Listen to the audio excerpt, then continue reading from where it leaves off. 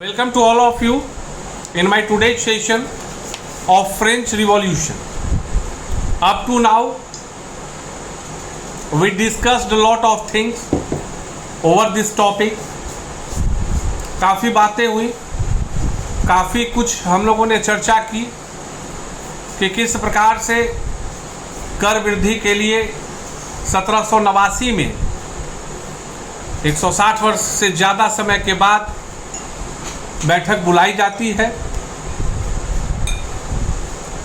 बैठक इस स्वरूप पर होती है कि भाई 300 प्रतिनिधि, जो मैंने पिछले कक्षा में भी चर्चा किया है, फर्स्ट स्टेट 300, सेकंड स्टेट और थर्ड स्टेट से 600, और पुरानी परंपरा के अनुसार एक एक वोट तीनों स्टेट को दिया जाएगा और बहुमत से जो निर्णय पारित होगा वो स्वीकृति के लिए स्वीकृत हो। राजा को यह बात पता थी कि कोई दिक्कत नहीं आएगी। क्यों?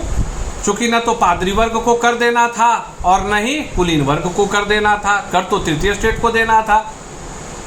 लेकिन उसी वक्त बिल्कुल डेमोक्रेटिक पॉलिसी के प्रकार से क्या होता है, बिल्कुल डेमोक्रेटिक पॉलिसी के प्रकार से तृतीय वर्ग के द्वारा यह मांग कर दी जाती है कि प्रत्येक व्यक्ति एक वोट, वन मैन वन। और तब मैंने बताया कि राजा इसको स्वीकृत कर देते हैं, चूंकि राजन को पता था कि अगर ऐसी परिस्थिति आएगी तो इस प्रस्ताव को मंजूरी मिलेगी नहीं। फलतः लोग बाहर निकल जाते हैं, इंडोर स्टेडियम में जमा होते हैं, नेशनल असेंबली का गठन हो जाता है और नेशनल असेंबली ने अपने लिए कार्य भी निर्धारित कर लिया कि संविधान का हम निर्माण करेंगे। इस बीच तरह तरह के प्रकरण होते रहते हैं, चाहे वो उपद्रवी परिस्थिति हो, मूल्य में बेतहाशा वृद्धि हो, कई प्रकार की चीजें होते रहती हैं। और इस बीच में नेशनल असेंबली सामंती व्यवस्था उन्मूलन का आदेश पारित किया। कब किया? 4 अगस्त 1718। नेशनल असेंबली अपने कामों को बड़ी ही गंभीरता से करता है, आगे बढ़ता है, और वह समय आता है कब? 1791, जब नेशनल असेंबली को संविधान निर्माण करने का अधिकार दे दिया जाता है। ऐसा प्रस्ताव पारित 1791 में नेशनल असेंबली के द्वारा यह निर्णय लिया जाता है कि जो उस वक्त की फ्रांस की कुल जनसंख्या थी, मैंने कितनी चर्चा की थी, जनसंख्या 2 करोड़ 80 लाख, तो उसमें से नेशनल असेंबली ने एक तरीका, क्या था वो तरीका? उन्होंने तरीका अपनाया कि समाज को 2 वर्ग में बांटो, एक को सक्रिय नागरिक और एक को निष्क्रिय नागरिक। तो सक्रिय नागरिक का मतलब क्या था कि वैसे नागरिक जो कम से कम न्यूनतम मजदूरी दर, अब जैसे जो न्यूनतम मजदूरी होती है ना, अभी भी भारत में मनरेगा वगैरह है तो अभी भी आप सुनते होंगे, तो उसी तरह से जो उस वक्त की न्यूनतम मजदूरी थी कि 3 दिन की न्यूनतम मजदूरी, मतलब मान लो कि अगर 100 मुद्रा है तो जो 3 दिन की न्यूनतम मजदूरी मतलब 100 गुने 3, 300, वह हर व्यक्ति जो 25 वर्ष से ऊपर का है, याद रखिएगा, जो 25 वर्ष से ऊपर का है, और 300, उदाहरण के तौर पे मैं बता रहा हूँ कि 3 दिन की न्यूनतम मजदूरी मतलब 300 मुद्रा है। 300 मुद्रा कर के रूप में सरकार को दे रहा है, उसको मान लिया गया सक्रिय, और उन सक्रिय नागरिकों को यह अधिकार दिया जाता है कि आप मताधिकार में का प्रयोग करेंगे और वह किसका चयन करेंगे? निर्वाचक मंडल का चयन करेंगे। किसका चयन करेंगे? निर्वाचक मंडल का। मतलब सक्रिय नागरिक जो हैं, पहले सक्रिय नागरिक होंगे और सक्रिय नागरिक वो क्या करेंगे कि निर्वाचक मंडल के सदस्यों का चुनाव करें। और निर्वाचक मंडल में तकरीबन उस वक्त 50,000 पुरुष थे, चूंकि महिलाओं को अधिकार प्राप्त नहीं था, चूंकि महिलाओं को अधिकार प्राप्त नहीं था, इस चीज को समझना। तो 50,000 लोगों का चुनाव, और फिर वो 50,000 जो निर्वाचक मंडल के सदस्य होंगे वह 745 सदस्यों का चुनाव करेंगे, जो वो 745 सदस्य क्या बना रहे हैं मिलकर, नेशनल असेंबली बना रहे हैं। और वही नेशनल असेंबली सबसे शक्तिशाली संस्था के तौर पे उस वक्त काम करने जा रही है या काम करती। प्रक्रिया चला, चयन हुआ 50,000 लोगों के द्वारा।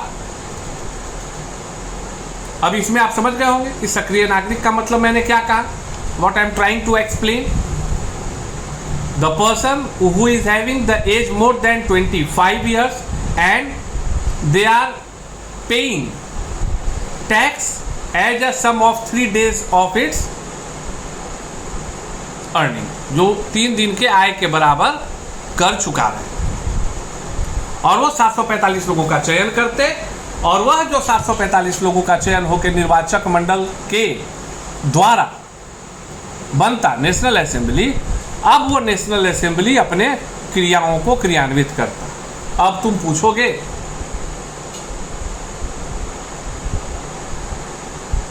कि क्रियाओं को कैसे क्रियान्वित करता। तरीका अपनाया गया 1791 में जो फॉर्मेट आया राज्य में, मतलब फ्रांस प्रशासन का, उसमें एक प्रक्रिया अपनाई गई, एक तरीका अपनाया गया जिसमें निर्वाचक मंडल का नियंत्रण राजा पर होगा। राजा रहेगा, राजा पर होगा, लेकिन राजा का हस्तक्षेप निर्वाचक मंडल पे नहीं। वेरी गुड, मतलब अब राजा हो गए नाम मात्र के राजा, कि आप राजा हैं, मतलब निर्वाचक मंडल आप पर आपको कंट्रोल में रखेगा, लेकिन आप उस पर कंट्रोल नहीं कीजिएगा। फिर तरीका क्या था, राजा के नीचे कौन होते थे भैया, मंत्रीगण होते थे। कौन होते थे, मंत्रीगण होते थे। मंत्री भी बनाए गए कार्यों को करने के लिए, लेकिन पहले क्या होता था कि राजा का नियंत्रण किस पे होता था, मंत्री पे होता था। राजा का नियंत्रण किस पे होता था, मंत्री पे होता था। लेकिन अब क्या थी व्यवस्था, 1791 की जो व्यवस्था संविधान के अंतर्गत की गई, उसके अंतर्गत मंत्री पर किसका नियंत्रण था, निर्वाचक मंडल, सॉरी नेशनल असेंबली। मतलब राजा के नीचे मंत्री हैं जो कार्यों को करेंगे, लेकिन राजा कोई हस्तक्षेप नहीं कर सकता। उनको जो भी सुझाव या जो भी चीजें होंगी, उनको किससे अटैच रखना था, अपने आप को किससे संवाद स्थापित करना था, नेशनल असेंबली।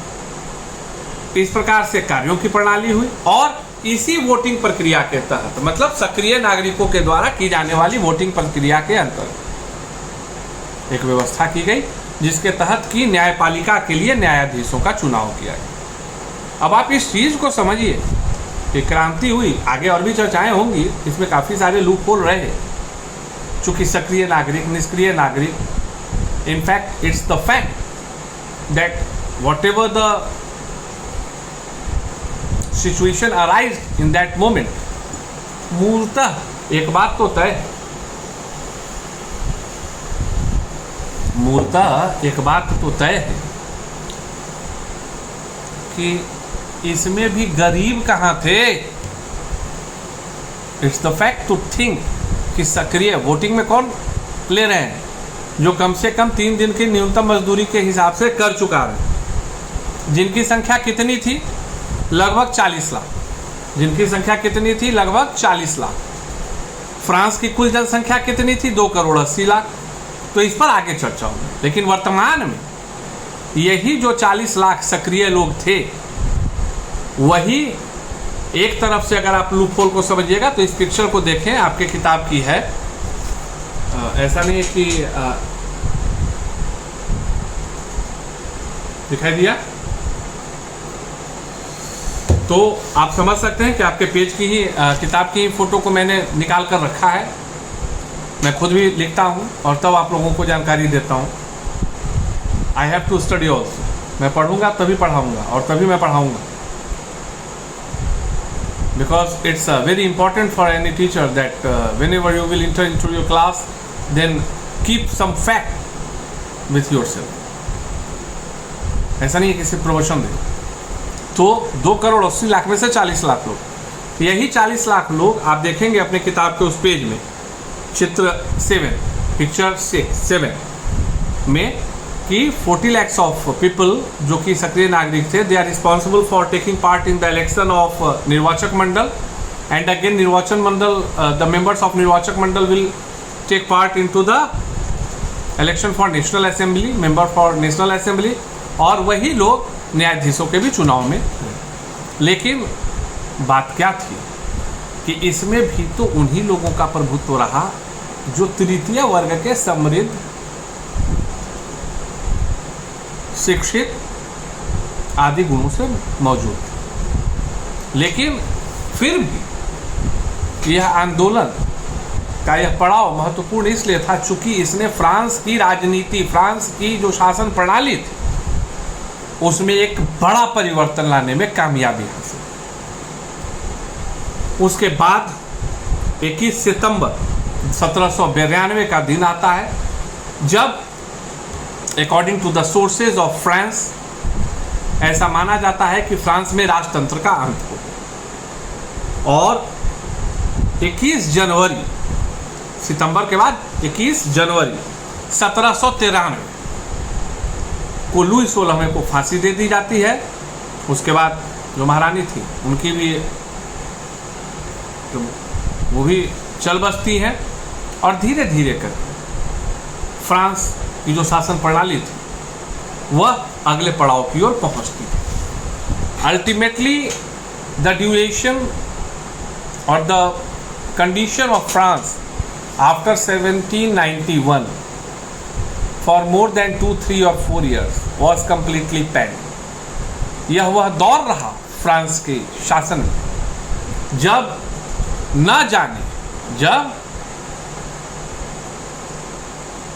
जाने कितने प्रकार के परिवर्तन हुए, जिसकी चर्चा हम आगे करेंगे अगले क्लास में। तब तक के लिए पढ़ते रहिए, बढ़ते रहिए, स्टे सेफ, जल्दी से स्वस्थ होते हैं। उम्मीद करते हैं कि मुलाकात होगी। धन्यवाद।